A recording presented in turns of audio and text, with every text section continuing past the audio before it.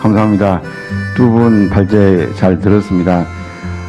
오늘 이제 오픈 토론회로 알고 있습니다. 그래서 제가 또 길게 이야기하면 또 이게 패널에서 그 플로어에서 말씀하셔야 되기 때문에 한 1, 2분만 간단하게 제가 좀 준비해 갖고 온 것 말씀을 드리겠습니다. 우선 우리 청년들에게 좀 미안하다 이런 생각이 좀 들고 좀 부끄럽다 이런 생각이 좀 듭니다. 실은 청년들이 역할들이 중요하고 앞으로 미래이긴 한데 기존의 그 기성세대들이 좀 더 잘해야 되는데 그러지 못해 가지고 청년들한테 어려움을 많이 안겨준 것 같아서 개인적으로 좀 죄송하고 좀 미안하다라는 그런 말씀 먼저 드리고 싶습니다. 딱 두 가지 것만 제가 말씀드리겠습니다. 우선 지금 제가 보니까 그 청년 정책은 우리 강주 그 청년 플랫폼이 있어요. 거기에 강주시의 모든 정책이 거기에 다 있는데 거기에 그 한 100여 개 정도의 그 청년 관련 정책들이 있는데 거기에 일자리 정책이 반입니다. 무슨 말이냐면 우리가 정책을 수립하는 데 있어서 청년의 일자리만 해결을 한다면 청년 정책이 다 해결되는 것처럼 생각을 하고 있지는 않느냐. 청년이 일자리를 갖게 되면 결혼도 하고 주거 문제도 해결되고 아이도 낳고 그런 식의 생각을 하고 있지 않느냐라는 생각을 합니다.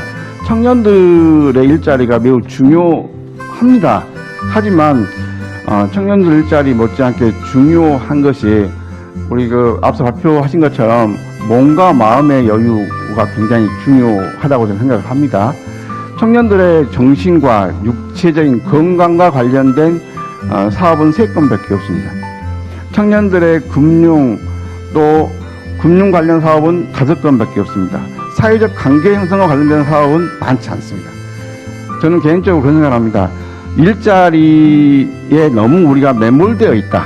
청년 일자리 너무 매몰되어 있다. 청년들이 사회적 관계망을 형성하고 정신과 육체 또 문화예술과 관련된 여러 가지 지원 정책을 통해서 청년들이 마음의 여유가 필요한데 그 여유를 주지 않고 일자리에만 내몰고 있는 정책들을 좀 수정해야 되지 않겠느냐 이런 생각을 먼저 말씀 좀 드리고요.